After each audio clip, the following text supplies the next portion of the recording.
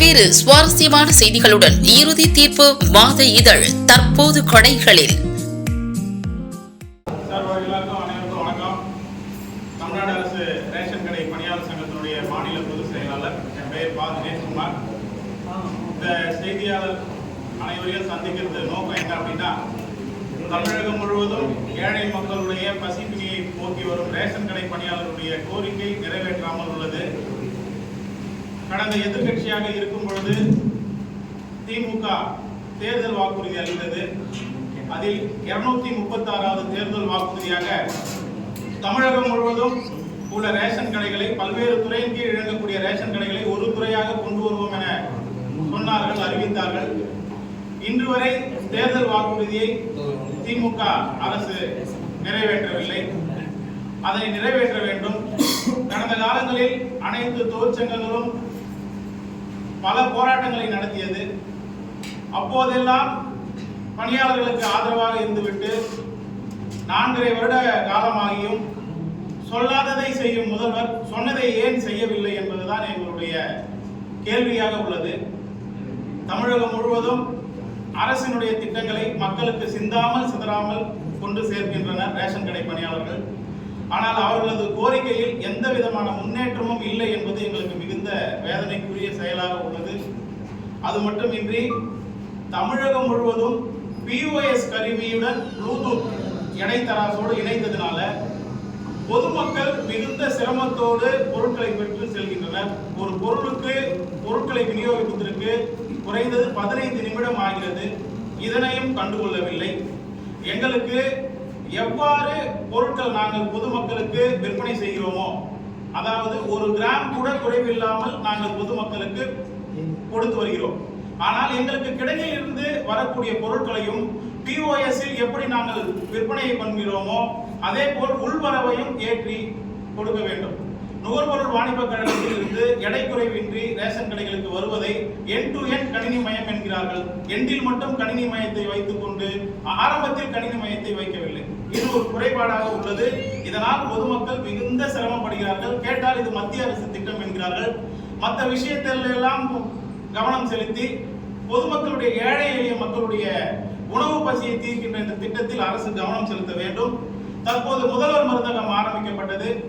அரசினுடைய எந்த திட்டமும் திட்டமிடல் இல்லாமல் மக்களிடையே கொண்டு செல்வதில் பல்வேறு சுணக்கங்கள் ஏற்படுகிறது. முதல்வர் மருந்தகம் என்று ஆரம்பித்துவிட்டு அது தெருக்களிலும் பல்வேறு இடங்களிலும் வைத்துவிட்டு அது சுகாதாரத்துறை இருக்கு, அவங்க மூலமா பண்ணலாம். இன்னைக்கு கூட்டுறவுத்துறையில ரேஷன் கடைக்கு வேலை வரவங்க 10வது 12வது மட்டும் தான் முடிச்சுட்டு வராங்க. அவர்களை வைத்து மருந்தகங்கள் நடத்துறாங்க.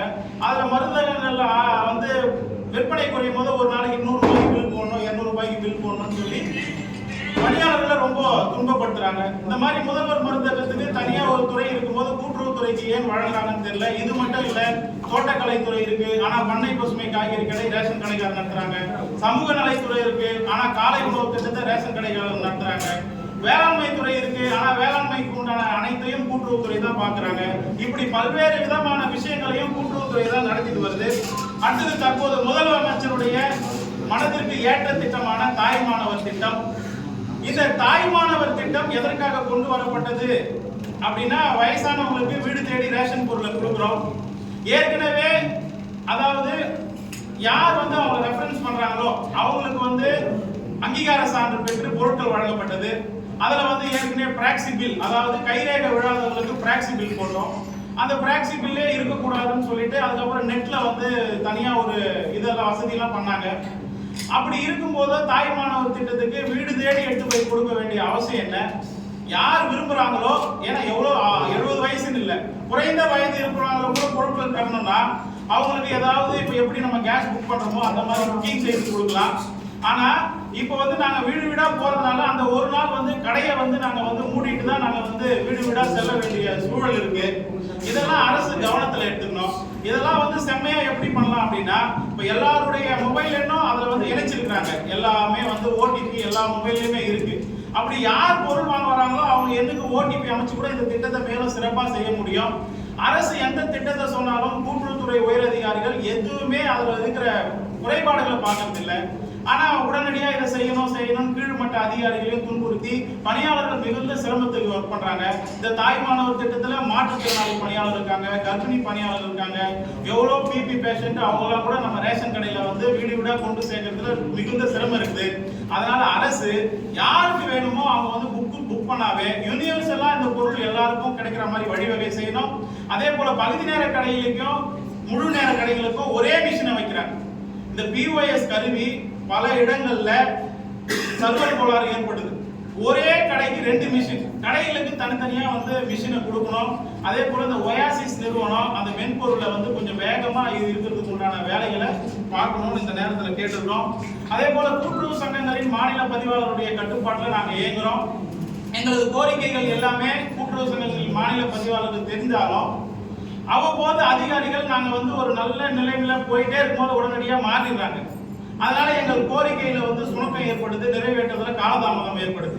அதனால கூட்டுறவு சங்கங்கள்ல கூடுதல் பதிவாளராக இந்த துறையிலேயே பதிவு உயர்வு பெற்று உள்ளவங்களை கூடுதல் பதிவாளராக நியமித்தாங்கன்னா இன்னும் மேலும் மேலும் பணியாளர்களுடைய கோரிக்கை நிறைவேறதுக்கு ஒரு நல்ல வாய்ப்பாக இருக்கும் இந்த நேரத்தில் கேட்டுக்கொண்டு, அதே போல தமிழகம் முழுவதும் ரேஷன் கடையில மளிகை பொருள் கொள்முதல் பண்றாங்க. ஜேபிசி அப்படின்ற ஜாயிண்ட் பர்ச்சேஸ் கமிட்டி அது மூலம் வந்து ரேஷன் கடையில வந்து மளிகை பொருளை கொள்முதல் பண்றாங்க. அது வெளிப்படைத்தன்மையாவே இல்லை. ஜேபிசினா ஜாயிண்ட் பர்ச்சேஸ் கமிட்டி, ஒரு சிண்டிகேட் அவங்களுக்குள்ள ஒரு 10 பேர் 15 பேர் அமைச்சுக்கிட்டு ரேஷன் கடைகளுக்கு தரமில்லாத பொருட்களும் வெளி மார்க்கெட்ல அறிமுகம் இல்லாத பொருட்களும் விற்க சொல்லி பிரச்சனை எழும்போது உங்களோட மாதிரி பத்திரிகையாளர்கிட்ட ரேஷன் கடையில் கட்டாயமாக பொருட்கள் வாங்க வேண்டிய கட்டாயம் இல்லைன்னு ஒரு அறிக்கை மட்டும் விட்டுட்டு இதாலே பணியாளர்கள் தான் பாதிக்கப்படுறாங்க. அதனால இந்த ஜாயிண்ட் பர்ச்சேஸ் கமிட்டி ஜேபிசி எல்லாம் ஒழிச்சு வெளிப்படையான கொள்முதலை பண்றதுக்கு கூட்டுறவுத்துறை முன்வர வேண்டும். மேலும் எங்களுடைய கோரிக்கை சம்பந்தமா அனைத்து கட்சிகளுக்கும் நாங்க வந்து கடிதம் எழுதினோம். அதுல குறிப்பிட்டு ஒரு 3 சங்கங்கள் 3 அரசியல் கட்சி மட்டும் அவர்களுடைய கண்டனத்தை அரசுக்கு பதிவு செஞ்சாங்க. எடுத்துக்காட்டா பாமக, அமமுக, ஓபிஎஸ் ஐயா அவங்க மட்டும் அறிக்கை கொடுத்தாங்க. ஆனா நாங்க வந்து தினமலர் பத்திரிகையில வந்து அனைத்து அரசியல் கட்சிக்கும் நாங்க வந்து எங்களுக்கு கோரிக்கை சொன்னோம். தமிழக வெற்றி கழகம் அப்படின்ற அரசியல் கட்சி எல்லாம் வந்து ஒரு பெரிய இஷ்யூவான விஷயங்களை மட்டும் கையில் எடுக்கிறாங்களா கண்டி மக்களுக்கு அடிப்படையில் வேலை செய்கிற இந்த பணியாளருடைய பிரச்சனை எல்லாம் கையில் எடுத்து பொதுமக்களுடைய பிரச்சனைகளையும் இப்படி மக்களுடைய ஒன்றி இருக்கிற பணியாளருடைய பிரச்சனையும் எடுத்து பேசணும்னு இந்த வாயிலாக கேட்டிருக்கோம். அதே போல மாண்புமிகு எதிர்கட்சி தலைவர் அவர்களும் எங்களது கோரிக்கையில கவனம் செலுத்தணும். கடந்த ஆட்சியில எங்களுக்கு கடைசியா 2021 பிப்ரவரியில கடந்த ஆட்சியில ஒரு ஊதிய உயர்வு வழங்கினாங்க. இன்னைக்கு வரைக்கும் எங்களுக்கு ஊதிய உயர்வு சம்பந்தமா எதுவுமே சொல்லல. இந்த ஆட்சி வரணும் நாங்க ரொம்ப விருப்பப்பட்டோம். உங்களுடன் ஸ்டாலின் முகாம்ல எல்லாம் எங்களது கோரிக்கையை கொண்டு போய் கொடுத்தோம். நாங்க எப்பவுமே முதல்வர் கூட இருக்கணும்னு தான் நாங்க ஓட்டு போட்டு வர வச்சோம். ஆனா எங்களுக்கு இந்த மாதிரி வந்து ஒரு அநீதி இந்த அரசு இழக்குன்னு நாங்க நினைச்சு கூட பார்க்கல.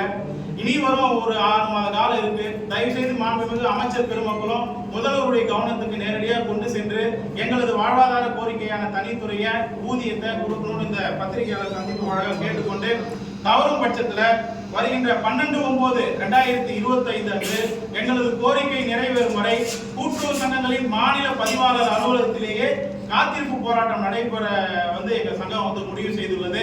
அதனை இந்த பத்திரிகையாளர் வாயிலாக தெரிவித்துக் கொள்கிறோம். மேலும் எங்களுக்கு வந்து ஊதியம் குறித்து மாநில தலைவர்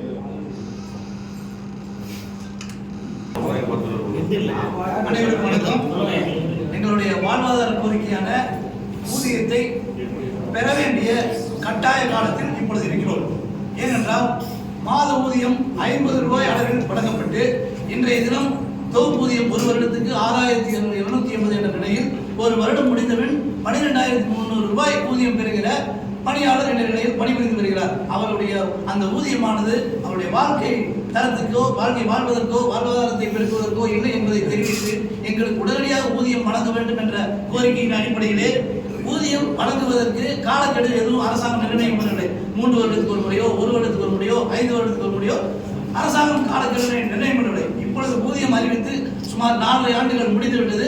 இன்னும் 6 மாதம் இந்த அரசாங்கம் பதவியில் இருக்கும். அடுத்து சட்டசபை தேர்தல் வரும், அடுத்து கூட்டுறவு தேர்தல் வரும், உள்ளாட்சி தேர்தல் வரும், பாராளுமன்ற தேர்தல், இப்படி தேர்தல்களும் வரும் காலங்களில் இன்னும் காலக்கெடு நீடித்து குறைந்தபட்சம் 7 ஆண்டுகளுக்கு பின்னாலேயே தான் எங்களுக்கு ஊதியம் கிடைக்கும் என்ற அடிப்படையில் நாங்கள் உடனடியாக ஊதியத்தை பெற வேண்டிய நிலையில் இருக்கிறோம்.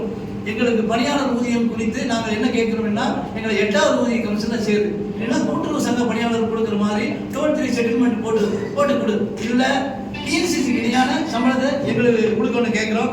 அடுத்து எப்பவுமே எங்களுக்கு ஊதிய கமிட்டி அமைப்பாங்க. அந்த ஊதிய கமிட்டியில் ஏசியில் உட்காந்து பேசி ஒரு முடிவு பண்ணி எதையோ சொல்லிட்டு போயிடுவாங்க. ஆனால் நாங்கள் இப்போ என்ன டிமாண்ட் வைக்கிறோம்னா, அந்த ஊதிய குழு கமிட்டியில் எங்களுடைய பணியாளர்களோட வைக்கணும். இது எல்லாம் செய்யறதுக்கு லேட் ஆகும். ஊதிய குழு அறிவிச்சு முடிவு பண்ணி அதை வெளியே சொல்றதுக்கு லேட் ஆகிறதுனால இன்றைய தினம் என்ன விலைவாசி புள்ளிகளுக்கு ஏற்ப, கல்வி தகுதிக்கு ஏற்ப குறைந்தபட்ச ஊதியம் என்னமோ அந்த ஊதியத்தை வழங்கணும் நான் இந்த பத்திரிகையாளர் வாயிலாக கேட்டுட்டு, இந்த கோரிக்கைகளால் நிறைவேறாத வகையில் 12/9/2025 மாநிலம் தழுவிய காத்திருப்பு போராட்டம் சென்னை பதிவாளர் அலுவலகத்தில் நடைபெறும் என்பதை தெரிவித்துக் கொள்கிறேன். ஜி. ராஜேந்திரன், மாநில தலைவர். ரேஷன் பொருட்களை வந்து பாக்கெட்ல கொடுக்கணும். அது பொல்யூஷன் சொல்லிட்டு பிளாஸ்டிக் யூஸ் பண்ணக்கூடாதுங்கிறதுக்காக எப்போ இப்போ கேட்குறீங்க. 15 வருஷம் முன்னாலே நம்ம கோரிக்கை வச்சோம். ஏன்னா பிரச்சனை இல்லை, வெயிட் கம்மியாக இருக்குது அப்படின்னு சொல்றீங்க. ஆனால் அதுக்கு இப்போ சால்வ் பண்ணிக்கிறாங்க. சரியான உடைய கிலோனா 10 கிலோ கொடுக்குற அளவுக்கு இப்போ கொண்டு வந்துட்டாங்க. பாயிண்ட் ஆஃப் ஸ்கேலுக்கும் ப்ளூடூத்துக்கு இணைச்சு அப்படி 10 கிலோ கரெக்டாக இருந்தால் தான் பில் விடுவோம், இல்லைன்னா பில் விடுகாது. இது தாய்மார் திட்டம் வந்து ரேஷன் பணியாளர் இருக்குது, கண்டிப்பாக இருக்குது. ஏன்னு கேட்டிங்கன்னா 60-70 வயசுக்கு மேலே இருக்கிறவங்களுக்கு தான் கொடுக்க சொல்லுது. அது 2 பேர் 70 வயசு இருக்குன்னு சொல்லுது. அந்த 2 பேரும் மேல் மாடியில் இருப்பாங்க, 3வது மாடியில் இருப்பாங்க, 2வது மாடி இல்லை. 2 பேரும் மக வீட்டுக்கோ போயிடுவாங்க. 2 பேருக்கும் கைரேகை வாங்கணும். இப்போ எல்லாத்துக்குமே நம்ம போல 30 வயசு 35 இருக்கிற ஆளுக்கு கைரேகை உழுக மாட்டேங்குது. அந்த 70 வயசு 80 வயசு இருக்கிறவங்களுக்கு எப்படி உழுவுங்கிற விஷயத்தை நீங்கள் தெரிஞ்சுக்கணும். அப்போ என்ன பண்ணணும், இப்போ நம்ம வண்டி கொண்டு போய் நிறுத்திட்டு மேலே 3வது மாடிக்கு எடுத்துகிட்டு போய் கொண்டு வரணும். இன்னொன்று அந்த வீதியிலேயே வண்டி போகாது, எப்படி சப்ளை பண்ணுறது விஷயம் இருக்கும். இப்போ நம்ம கடையில் வச்சாலே பாயிண்ட் ஆஃப் ஸ்கேல் வேலை செய்ய மாட்டேங்குது, இப்போ பிஓஎஸ் மிஷின் வேலை செய்ய மாட்டேங்குது, அந்த நெட் கிடைக்க மாட்டேங்குது. வண்டியில் போயில தேகத்தில் போயில நடந்து போயிட்டு எப்படி போகிறது தெரியல. இதை விட முக்கியமான விஷயம் என்னன்னா, 50 வயசுக்கு மேலே இருக்கிற லேடிஸு, மாற்றுத்திறனாளி எல்லாம் எப்படி ரேஷன் பொருள் அந்த வீதியாக போடுவாங்கிறத அரசாங்கம் இதுவரையில் கணக்கெடுக்கல, எதையுமே யோசனை பண்ணல, கேட்கல. ஆனால் தாய்மானம் திட்டத்தை அனௌன்ஸ் பண்ணிட்டாங்க. அதை வந்து சீரிய முறையில் பரிசீலனை பண்ணணும்னு நாங்கள் கேட்டுக்கிறோம். வெளிமாநில நபர்கள் வந்து அது ஒரு வாய்மொழியாக தான் இருந்துச்சு. வெளிநாடு, வெளிமாநிலம், வெளிவட்டம், வெளி தாலுக்கா, இல்லை பக்கத்து கடையிலேருந்து இன்னொரு கடைக்கு போகிறதா, இந்த கடையில் எவ்வளவு சேல்ஸ் ஆகுது அப்படின்னு பார்த்து ஒரு 5% 10% ஒதுக்கலான்னு தான் சொல்கிறாங்க. ஆனால் அந்த ஒதுக்கீடு முறை வாயிலாக தான் இருக்குது இல்லையா, நடைமுறை இல்லை. பில்லு போடுற மிஷினில் நெட்டு பிரச்சனை வருது, எதனால? அதுக்கு ஒரே காரணம்னா, அந்த ஒயாசிஸ்னு ஒரு கம்பெனி இருக்குது, அதை ஒழிச்சா எல்லாமே சரி இருக்குது. இப்போ நம்ம செல் வேலை செய்யறதில்ல, ஏன் எங்கள் செல் வேலை செய்ய மாட்டேங்குது? வேறுங்களுக்கான செல்லை வச்சு தான் நாங்கள் விற்பனையே செய்கிறோம். அதனுடைய இதை வச்சு தான் செய்கிறோம். அந்த கம்பெனி ஒழிச்சா எல்லாம் சரியா போயிடுச்சு சார். அரிசி பொறுத்த மட்டும் சார், அதாவது அரிசியில வந்து NPHH, PHH, அப்புறம் FRPHHன்னு சொல்லிட்டு அரிசியை வந்து யூனிவர்சலா கொடுக்காம இவங்க என்ன பண்ணிக்கிறாங்கன்னா, ஆப்ஷன்ல PHH அரிசி, அதாவது PHHனா பிரியாரிட்டி ஹவுஸ் ஹோல்டர்ஸ், NPHHனா நான் பிரியாரிட்டி ஹவுஸ் ஹோல்டர்ஸ்னு பிரித்து கடைகளுக்கு வந்து அந்த POS மிஷின்ல வந்து அரிசியை பதிவேற்றம் செய்யறாங்க. இதனால என்ன ஆகுது அப்படின்னா, உங்க கார்டு PHH அப்படின்னா இன்னொரு கார்டு NPHHனா NPHH உண்டான அரிசி இருக்கும், PHH உண்டான அரிசி இருக்காது. அந்த நேரத்துல எங்களால பில்ல போட்டு கொடுக்க முடியாது. ஆனா நீங்க எங்களை திருப்பி கேட்கலாம், 10 மூட்டை அடிக்க வச்சுக்கே ஏன் எங்களுக்கு கொடுக்க முடியலன்னா, அந்த மிஷின்ல இருந்தாலும் நாங்க பில்லே பண்ண முடியும். அப்போ அரசாங்கம் என்ன பண்ணணும்னா, இதெல்லாம் வந்து சீர்தூக்கி பார்த்து இன்னைக்கு 1 நேஷன் 1 கார்டு வந்துச்சு. யார் வேணாலும் கன்னியாகுமரியில இருந்து சென்னை வரைக்கும் எங்க வேணாலும் பொருள் வாங்கிக்கலான்னு. அரிசியை யூனிவர்சலா வந்துக்கணும். அந்த கணக்கீடு அவங்க பண்ணிக்கணும். NPHH கார்டா PHH கார்டான்னு அரசு பிரிச்சுக்கணும். இப்போ 2000 கிலோ அரிசினா 2000 கிலோ அரிசியும் பில் போடுற அளவுக்கு வசதியை ஏற்படுத்தி தரணும்.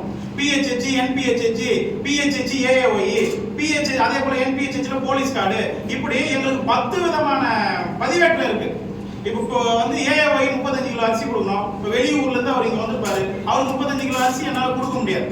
ஏன்னா அரிசியை மொத்தமா கிலோனா கிலோ 10,000 கிலோனா 10,000 கிலோ பச்சரிசி புழுங்கல் அரிசி காமிக்கணும். அப்படி காமிச்சா மட்டும்தான் எல்லாருக்கும் நாங்க பொருள் விநியோகம் பண்ண முடியும். இன்னைக்கு இவங்க அட்டை வகையை பிரிச்சுட்டாங்க. PHHன்றது சென்ட்ரல் கவர்மெண்ட், NPHHன்றது மாநிலம். நாங்க 2 பில் போட வேண்டிய சூழலா இருக்கு. இதனாலதான் சார் அந்த பிரச்சனை வருது. இல்லன்றது இல்ல, கடையில ஸ்டாக் இருந்தால எங்களால கொடுக்க முடியல. இதுதான் சார் அந்த விஷயம். என் பேர் பா. தினேஷ்குமார், மாநில பொதுச் செயலாளர், தமிழ்நாடு அரசு ரேஷன் கடை பணியாளர்கள் சங்கம். அவர் ஜி. ராஜேந்திரன், மாநில தலைவர். Okay sir. Thank you sir.